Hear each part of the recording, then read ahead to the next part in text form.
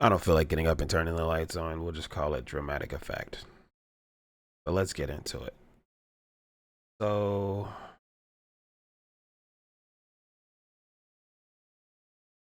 almost 3 weeks ago now, tried to take my life. It was Thursday, August 6th, at like 11:30 or something like that.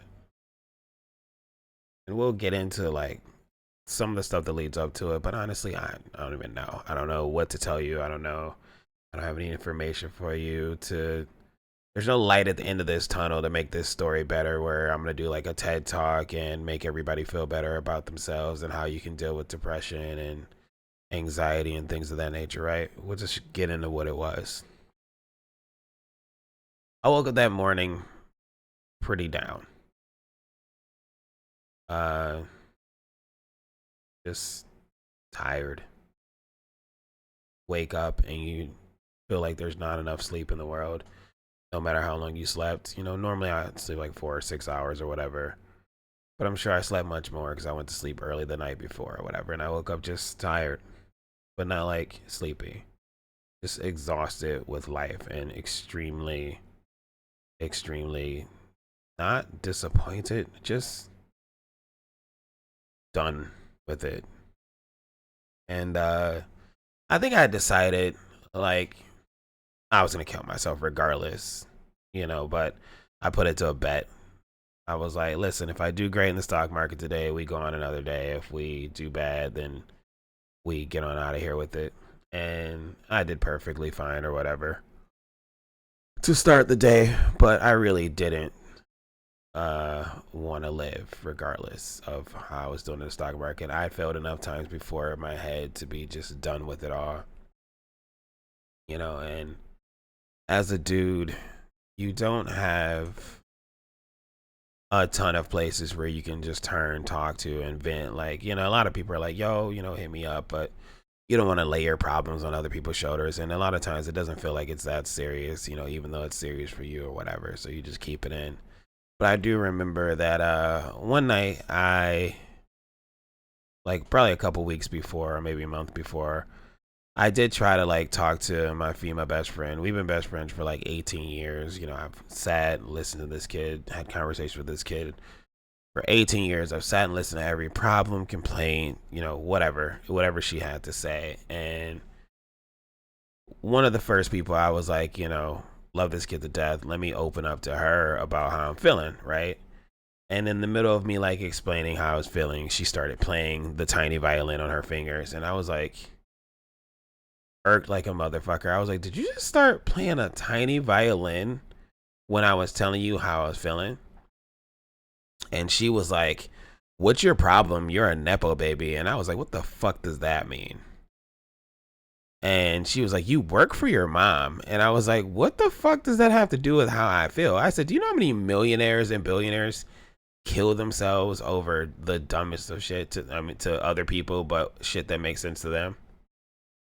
Just because you have something going well for you does not mean that you don't feel sadness, you don't feel despair, you don't feel hurt. And at the time, being a Nepo baby wasn't exactly helping either way, because it was adding to the problem probably more than helping. Not to say that any of this is my parents' fault or nothing like that. It's not. It's what's inside of me. I feel like I've been like this for decades. 20 years ago,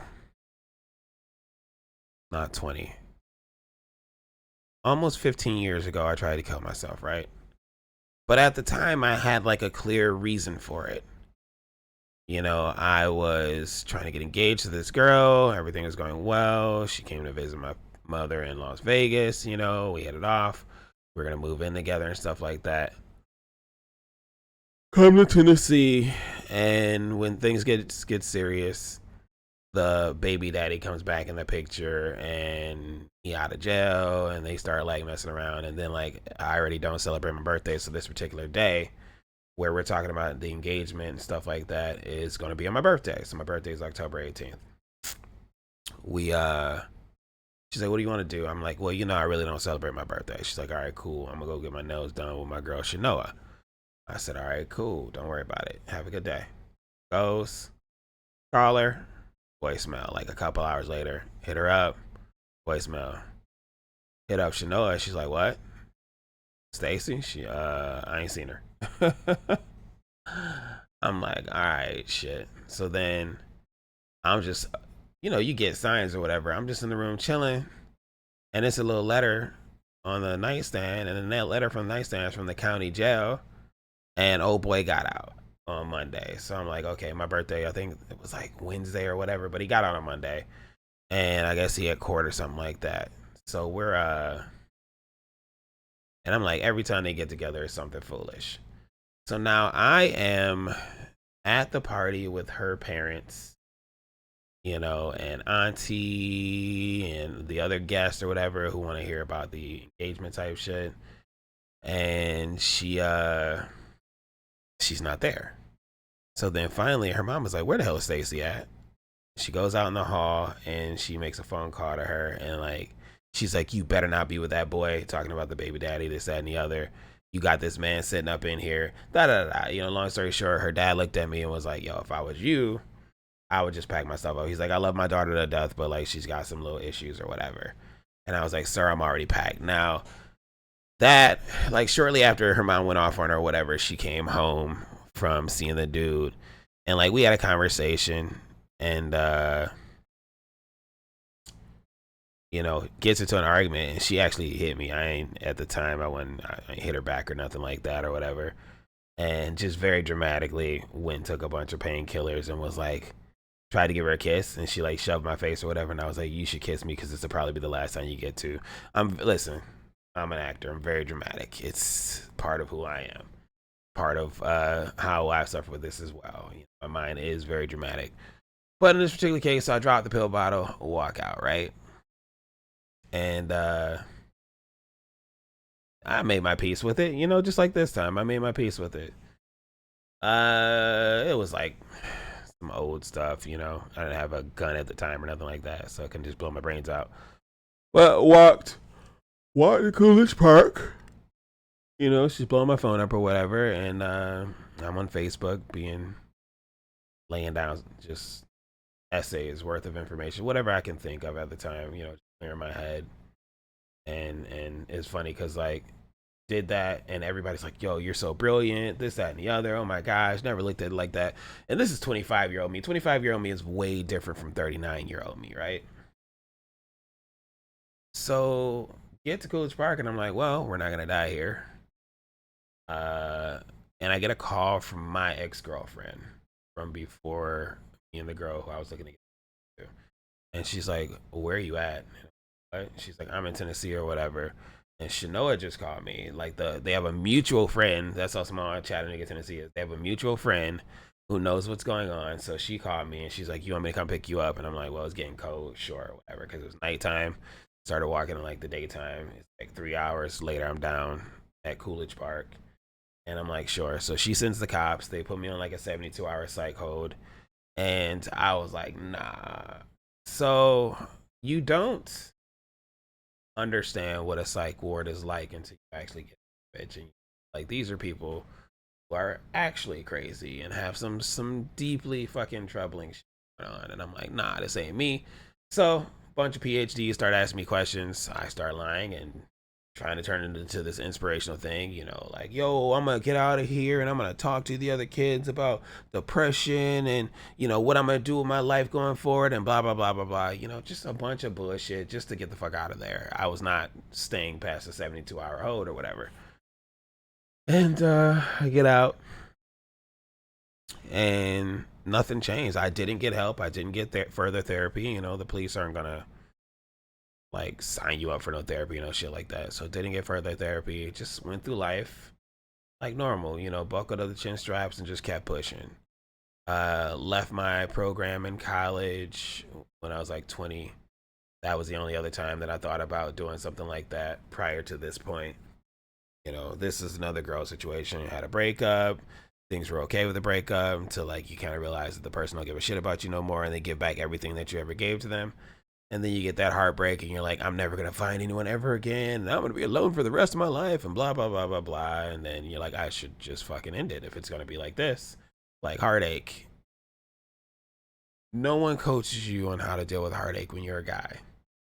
Like when your girl, all your girls rally to your side and they're your like protectors and defenders and girl fuck him and this, that, and the other and blah blah blah. And as a dude, you don't have that outlet. So it's just more pent up stuff and you just carry it into the next relationship. So now you failed at the first relationship, you failed at the second relationship, regardless of the circumstances. And I stayed single for a long time after that. I was single for probably, what is this, 2010? I was single until 2014. And I was cool with being single, man. Life was good. Making money, working for General Motors, everything is smooth. So I started working for General Motors like 2011. Now here comes new adult responsibilities. 25, 26, you got the apartment, you got the cars, you got the motorcycle, you adult and you're doing adult shit, but like the cool part of it. And life was straight, didn't love my job. It took away from my creativity and I stayed there 8 years. And then I got the opportunity in 2020 to come down here to Savannah and work with the family, which was super dope. This is where the nepotism conversation came from for my best friend at the time or whatever. 2019, we hit a big layoff in General Motors and we were off for like several months. The bills were piling up, the credit cards were maxing out, and shit was just generally not good. That December, my mother and father came up, and discussed with my girl at the time, well, with my girl even now or whatever, like what's going on, like, how is he affording to live and stuff like that when they've been on layoff for like 3 months, and I guess she explained to him whatever was going on. And my mom had started a business and I knew she started a business and I knew it was doing okay, but I didn't know it was doing as well as it was or whatever. I didn't ask questions. I got my own life, they got their own life type of shit. And this is gonna be long, guys. I'm sorry. I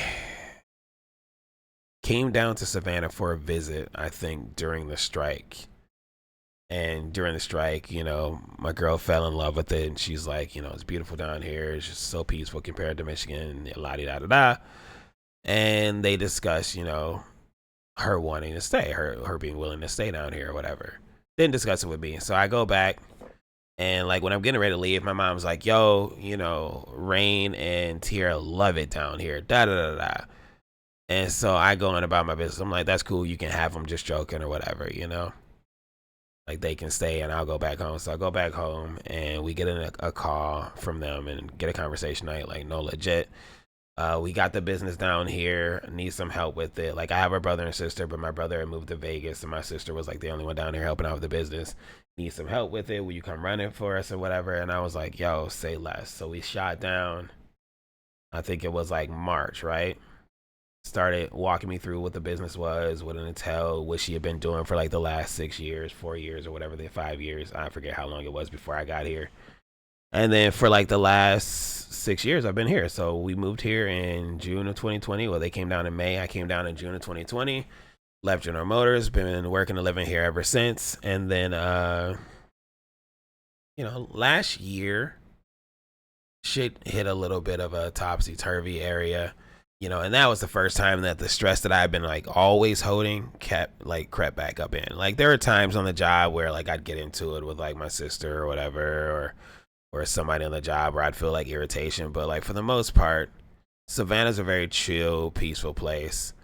I'm able to suppress the feelings of pretty much everything. It's sunny, it's nice, it's green.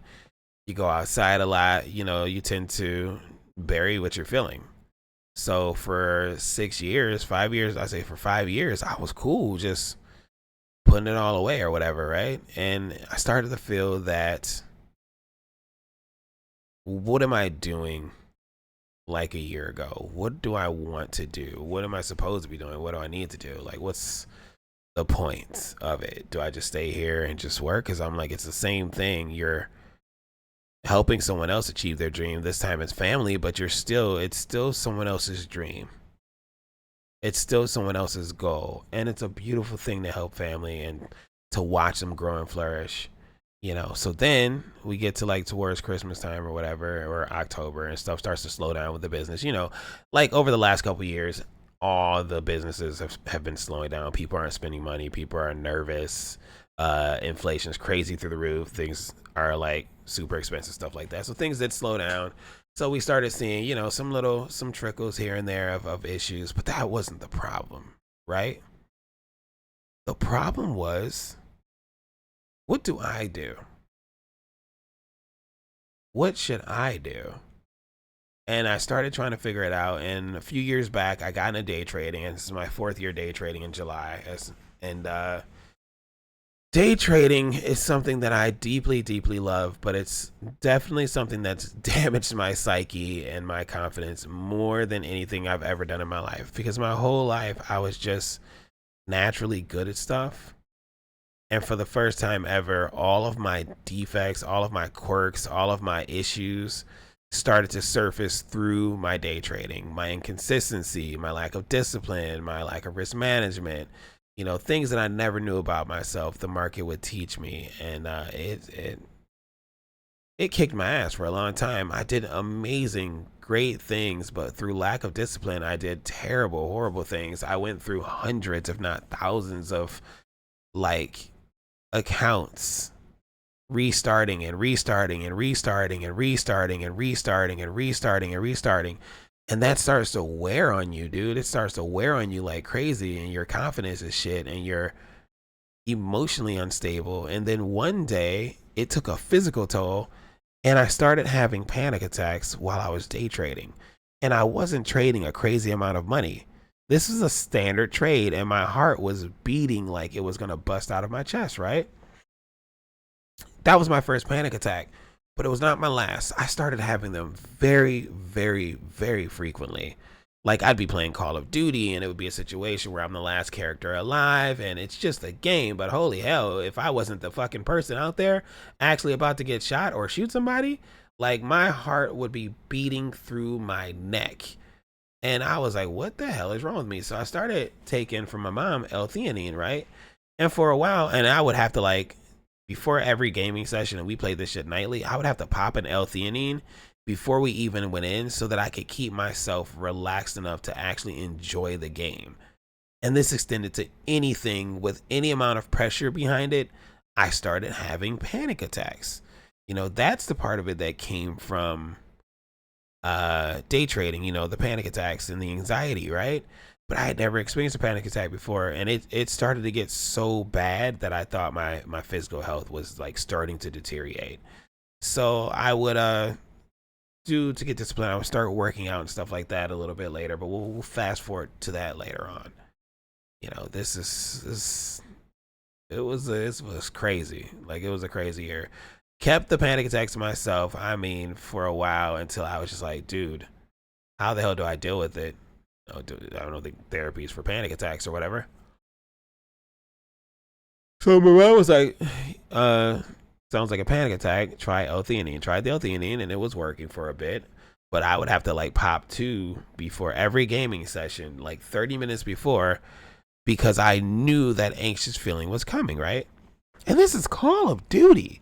This is just a game. This is not real life. This is not the problems that I'm dealing with in life. This is not day trading. Like, there's no real pressure here. But my mind had gotten so used to making pressure for myself that it was literally killing me to play a video game. Right? So now I'm moving forward. So quit playing Call of Duty about a year ago. Not by choice. My computer was built in 2017. My motherboard literally can't update to Windows 11, right? So we will eventually later this year build a new computer for myself, probably for my birthday. I'll build a new computer. But a 9-year-old computer is amazing, by the way. 9 years, 2080 in there, 2 terabytes in there, 64 gigs RAM. I mean, it's decked out for like the time, right? And I haven't had to update a single thing, and I'm still able to play games on it, just not Call of Duty. So super good computer, not complaining about that. Very thankful for that, right? Had it for years. I day trade on it. I can game on it. I can watch media movies on it. I can do whatever I ever wanted to do. I've been able to do it on this computer, so that is super dope. Where are we going? Back to what I was saying. So then you know, with things slowing down or whatever, there came like a little bit of financial stress as well. And then there came a lot of financial stress. Like things started maxing out. I had the cars from the Turo business. I didn't want to pay for the cars anymore, so I turned them in. But then like there's like a 10 grand here, 3 grand here, and just bills, bills, bills. Take out a loan, more bills, bills, bills. The house, the mortgage goes up because of the taxes going up, because of the equity going up. And now you go from 1,500 to 1,700 to 2,500. And it just keeps going up and up, and everything is just more and more, more and more every single month. It's just more. The electric bill higher, the water bill, you know, everything is just higher and higher and higher. And the workflow is starting to slow down, so the money is trickling in a little bit slower. So that added stress to the situation, but that wasn't why I killed myself, right? That wasn't it either. So I'm sitting here, and in the back of my mind, since the first time I tried to kill myself, there's always been this little voice. Whenever I'm at work at General Motors for like 8 years, I get up in the morning at 6, at 5, 40 or whatever. I'm like, shit, I'm gonna be late because I slept through my alarm for a couple of times, right? And in the back of my mind, it's like, yo, you don't even have to go to work, bro. You can just kill yourself. And then like it's like that voice over and over and over again, right? And like at the time, you don't pay no attention to it. You like, whatever, dog. You crazy, haha, crazy ass inner voice. Manager pisses you off at work, bro. Listen, my nizzle, you could just kill yourself, right? And it's like this dark voice just always in the back of your mind. And any moment of discomfort is like, bro, kill yourself. But then when you put real stress, real anxiety, and real shit on top of it, like I said, I'm telling my friend what's going on with me and how I'm feeling, and she starts playing the tiny violin, and I finished the conversation, but that shit just didn't sit right with me. I was like, as much as I've done for you over the years, as many times I've come through for you, as many conversations as I just sat and listened and gave you advice and gave you, you know what I'm saying, a theoretical shoulder to cry on, and over and over and over again, a support system. The one time I needed you, you felt me. You made fun of me. And that's the sad part about being a man, is like, sometimes your feelings and your emotions are just invalidated. No one sees you. They don't see what you're going through. And if they do see, sometimes they don't care enough to be like, yo, what's up? And I've built a lot of friendships in like my day trading group and stuff like that, but I don't just trouble anybody with my stuff. I don't just talk to anybody. I used to be a peer counselor, and I would hear the problems of people, and like, holy shit, people got all this stuff going on with them. I don't want to add my stuff to theirs, right? But let's continue on the story. That night I had my gun on me, and I was like, I caught her because I wanted to harm myself. So I was so pissed off at the conversation that I wasn't even thinking about that no more. So that night passed, but I didn't get any resolution. I didn't get any conversation. I didn't get it out. I didn't even, nothing. I just got off the phone and was like, what the fuck? Finished my walk, and my walk was like 5 miles. So now for like 2.5 miles, I'm just stewing. Dead ass. And then after that, I was like, we can't talk no more. So we never spoke again. It's been like 4 or 5 months since the last time we spoke. But I don't know if it's been that long. Probably. It was before the summer, and we're almost in September. So yeah, it's probably been about 4 or 5 months. And nothing out of that situation, right? So we go on with life. Life goes on. Back of your mind, you could kill yourself, bro. And it went from you could to you should kill yourself after like another month or two. So the stress is piling up. The debt's piling up. I'm forcing the day trading. I'm up $8,000. I'm trying to get maximum payouts. I blow the $8,000 in like a day. I blow $2,000 here. I'm blowing my life is just unraveling at the seams, right? Another failed account. Now I'm failing. Now it's to the point where I don't even feel. I lose all my accounts early in the year on a technical issue. And now I'm like, I don't even feel like I can pass an eval no more. So I lose all my accounts, something that wasn't exactly my fault, a technical error. Although I did jump back in when I saw how much money I lost and try to like Hail Mary it with the last couple $100 that I had instead of building my account back up slow like I did in the first place. Lost all discipline, lost all discretion, and just started gambling. Buying 10 accounts here, 10 accounts there, 10 accounts here, 10 accounts there, trying to rush to finish them so I can build my accounts back up, fail them, do some more, fail them, do some more, fail them. And then that failure started to like eat at me over and over and over again. It went from I'm failing these accounts to, bro, you a failure. You done failed at everything in life. Like you didn't finish, you didn't graduate a doctor. So you didn't finish college. You came down here. Everything was good. Now it's fucked up because of you. You know, now you got regrets. Now you got two people who depend on you and a mom who depend on you. You got two kids now. And this and this and that and that. And look how many times you failed these accounts. Like you can't even pass the eval no more. All shit that you're making up inside of your head, but it's real to you.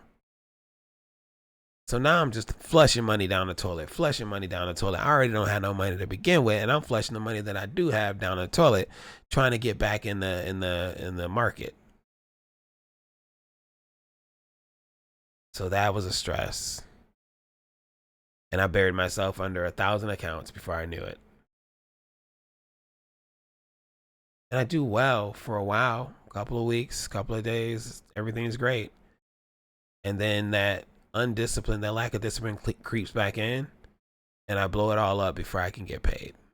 Because you're so desperate to get paid. You're trying to go so fast to get some extra money coming in. You're like, I'm gonna have to get a second day job. You know, day jobs don't pay that much. I'm making $20 an hour, 8 hours, I'm getting 160. I can do 160 in the market, and you can.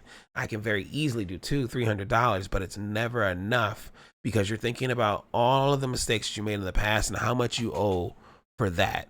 You're thinking about being 30, 40, 50, 60 in the hole from that.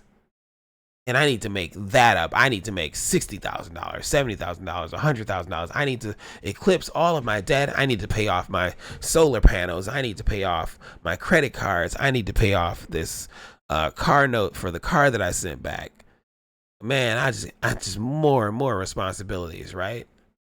And then that leads you to when you do it and you have a nice, beautiful family and things look good, the first thing people say is, don't do it, you know, think about your kids and this, that, and the other. And honestly, I'm like, you're just reminding me of my responsibilities. I have these two lifelong responsibilities to take care of that rely on me for everything currently. That's not helping with the stress that I feel. I am grateful for what I have, but something in me is broken. So the morning that I decided to kill myself, I sent a message. Let me get my phone.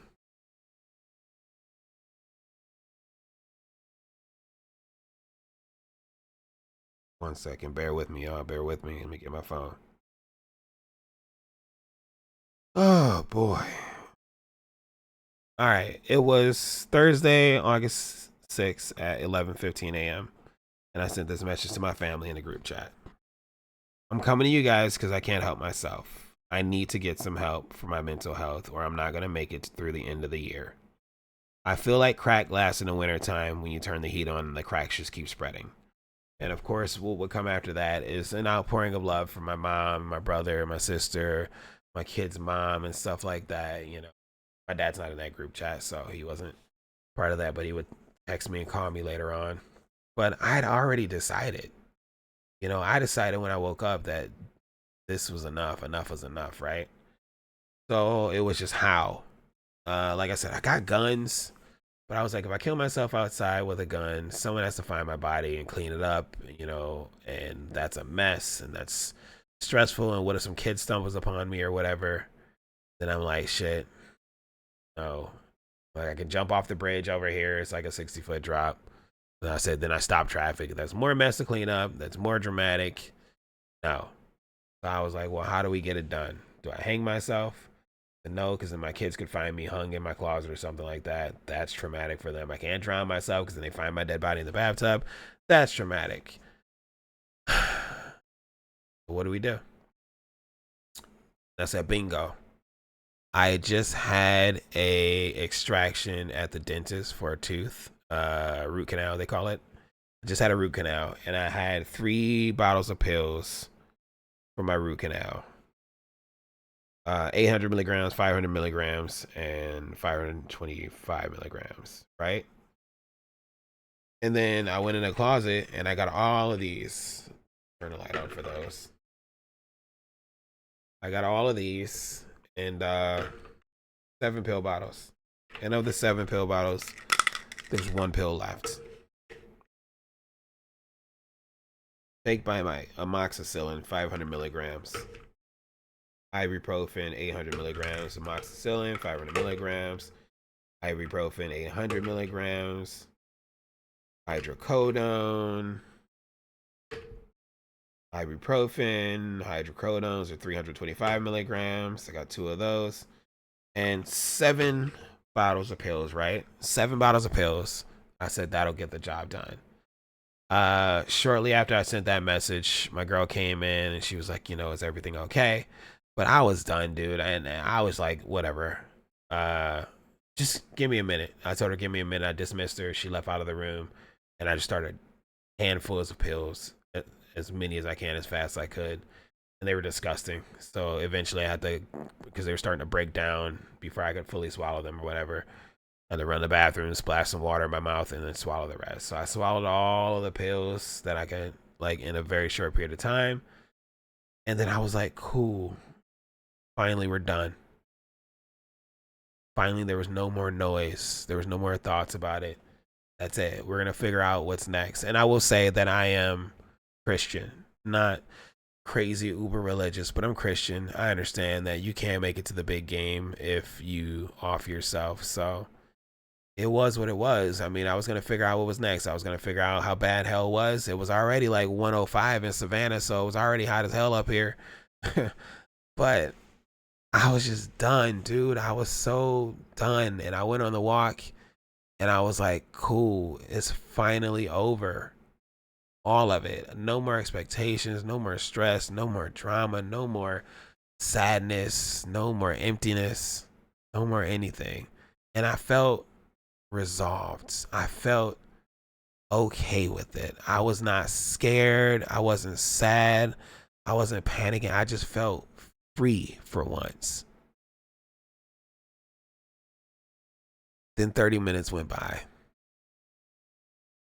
And I could feel my body kicking into overdrive. And I thought maybe that's what the overdose is going to feel like. But then 45 minutes went by. And then an hour. And then I look down at my jeans and I'm got my leg by an ant pile. And there's an ant on my pants. I get bit on my ankle and I'm pissed off now. Because I'm like, what is taking so long for me to die? But I could feel it. I could feel my body struggling to process everything that I just put inside of it. And I should tell you guys that I am not a drinker, a heavy drinker, and I'm not someone who does recreational drugs. So my body was working it out. It went in overdrive. Like my body was like a pissed off employee. Like, oh my God, I don't feel like doing this today, but I'm gonna get the job done. I could feel my kidneys. I don't know if you've ever been sick to where you could feel your body functioning. I could feel my kidneys and the strain on my kidneys. I could feel my liver in overtime. I could feel all of my organs just kicked in overtime. My heartbeat was up a little bit. Everything was tight. My back was tight. Like I just worked out for like an hour. Everything was super tight. But then I realized maybe I'm not going to die. All these pills, and I didn't even feel drowsy. I'm outside in 105-degree heat, and I'm not even like sweating bullets or nothing like that. So my girl calls me in a panic. Do you need me to call your mom? Do you need me to call the doctor? Who do you need me to call? And I'm like, I'm straight. I'm just walking home. So now I'm walking home like a half a mile, hot as fuck, full of pills, body under stress. And it took 3 days for me to start to feel comfortable again. It took a full week before I could drink even a soda. It was just water, like every day, not much food, just water, water, water, just getting it out of my system or whatever. Because I had resolved on the hill, I was sitting on the hill when it was happening. I was like, well, if I'm not going to die, I got to figure out how to live. I got to figure out what to live for. It's not enough to, and this is selfish, sure, but it's not enough to live for your kids, to live for your girl, to live for your family, to live for everybody else. You have to find your reason why. And I don't know what that is. Majority of the argument as I was walking back home was with Guy, like, what the fuck is the point? Like, there are literal people who get up to go to work in the morning, put their shoes on, so happy with life. They get in their car, they get on the freeway, they get into an accident, and they die. There are children who are just walking home from school and some fucking idiot comes picks them up in a car and you never see them again. And I'm like, I can't die voluntarily? What is the fucking point? What am I here for? Am I going to save the person who invents the cure for all diseases in a pill form and then he goes on to win the Nobel Prize and I'm responsible because I saved that kid? Is that what I'm here for? Like, what am I doing? Like, I have ideas. Obviously, now something that I want to talk about is mental health and depression in men and people as a whole. But before, outside of that, what is the point of me being here? That's what I don't understand. I don't know what my purpose is. I just know that there is something that I'm supposed to be doing that I feel like I'm failing at. Try praying. I don't hear as clearly as everyone else does. I am impatient. I've been that way for decades, for years, my whole life maybe. Who doesn't like to win? Who likes losing? Who likes failing? Who likes being a fucking buster, dude? But the negative self-talk has to stop. The negative inner thoughts have to stop. You have to get them out there. So I will have to go and sit down with a therapist. Because I can't figure this shit out on my own, and I don't know anyone who can help me figure this out. My girl doesn't know what to do. My kids have no clue about it. My mom is trying her best to help and stuff like that. My little brother came all the way here from Las Vegas in his truck, stayed for a week to help. My sisters had a conversation with me. But the thoughts don't go away. The first time I killed myself, I tried to kill myself, I didn't all of a sudden just feel better and get better. The thought was always there. Even today, right now, this very moment while I'm making this video is because I don't want to be here. And it's sad. And I feel bad for saying it because there are so many people who are fighting for their lives right now. There are people in cancer wards. There are people with heart failure. There are people with kidney failure who would love to have my kidneys. And no, I'm not going to do anything to myself going forward. But the feeling doesn't go away. That's just another failure to me. And it feels like the biggest failure. So now you have to go back because you told everybody.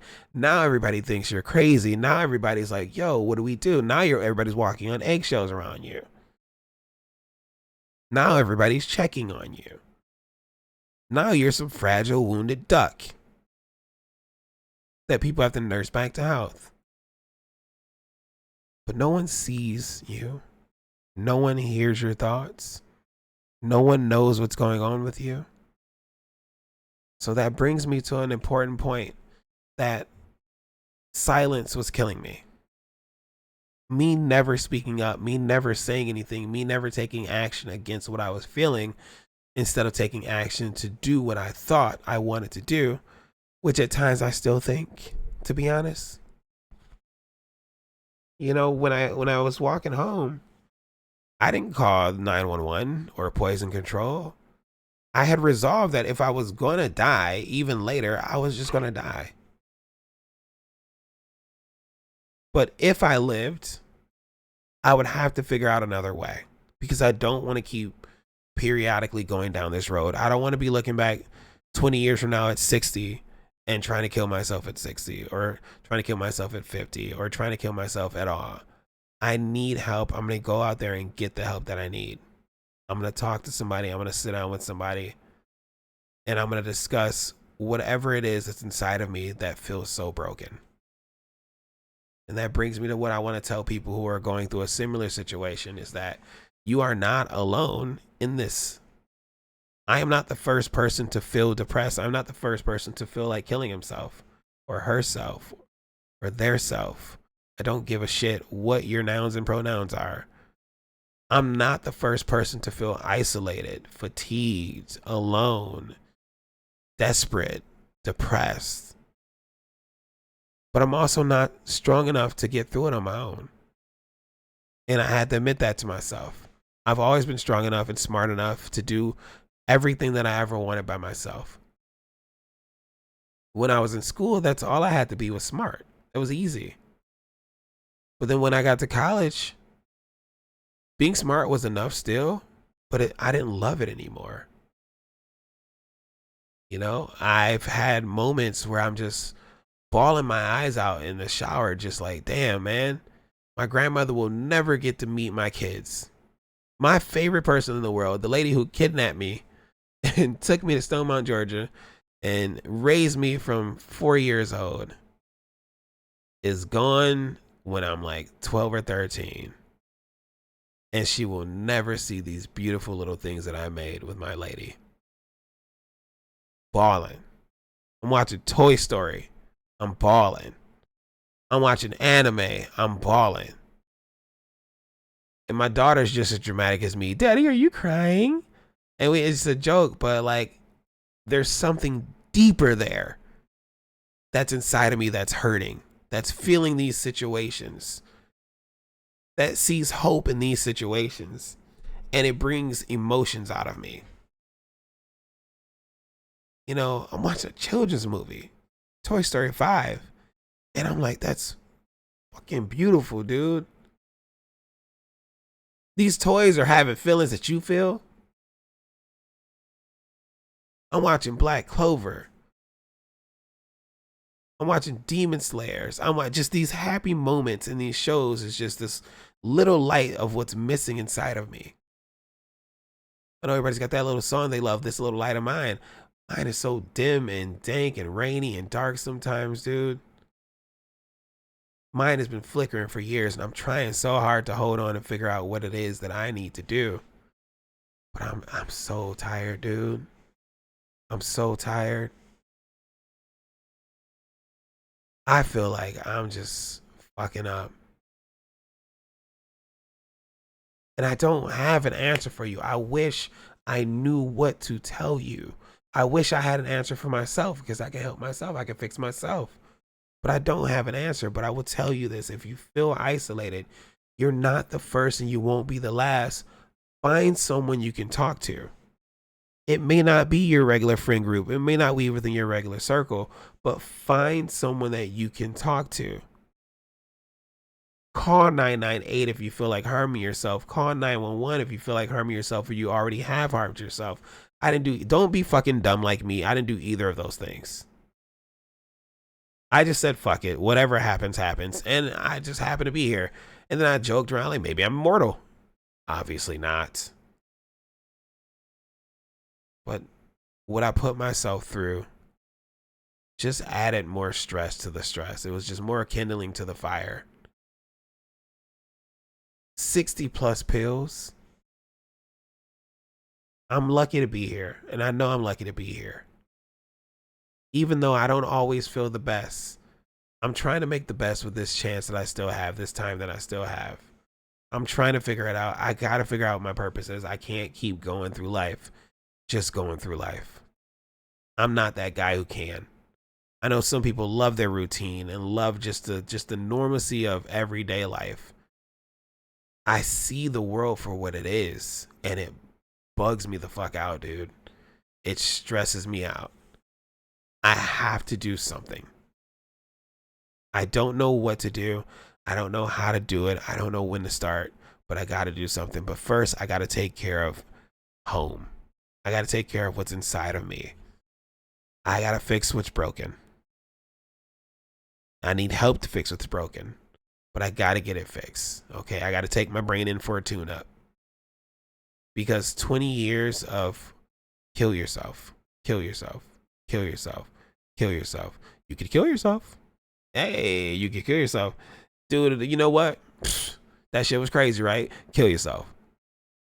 Led me to actually try it even harder this time. I think about daily the stupid amount of pills that I swallowed. And I don't feel sad about it. That's a scary part. I feel mad. I'm like, what the fuck do I have to do? You go to shoot yourself in the head and the gun jams. It's a semi-automatic, but then when you point it at the water, it pops. Why am I here?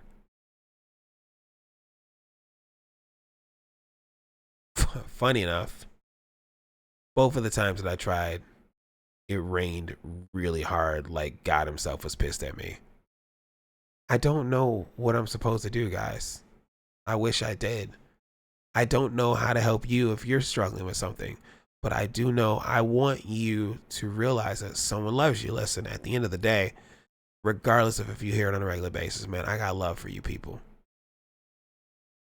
And I want you to be better than I was. I want you to be stronger than I was. And I want you to be smarter than I was. Because for a smart guy, I was really fucking dumb with dealing with this. And I never, ever sought help until it was too late. I should have gotten help and let the people help me the first time, but I was afraid of being locked away.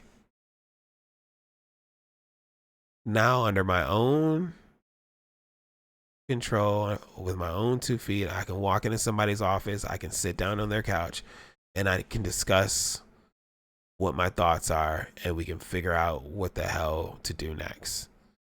And like I said, if you need help, hold on real quick before I leave. I did contact 998, the text line, right? Something they need to fix. I was literally about to kill myself, right? And they gave me a questionnaire to fill out. And I was like, is this AI? This is fucking retarded. That process needs to be fixed. That process, in my worst moment, I should not be filling out a survey. They got to do something about that shit. And then it was like, well, you could just call in. And I'm like, bitch, I already made the step to contact you guys. I sent you a fucking message. That's as far as I want to go with this. I don't want to talk to somebody right now.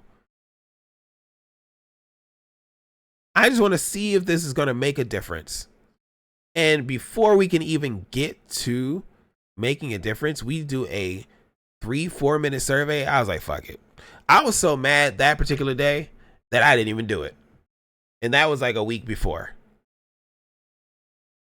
So a week before I thought about it, I was so irritated with the crisis hotline that I didn't. But that's just something that just fucking sprang into my mind before I was about to get out of here or whatever. But yeah, do call. Don't text them. It's fucking retarded. Don't contact them over the internet. Give them a call. If you've done something to yourself, give 911 a call. Like I said, guys, I don't have any answers.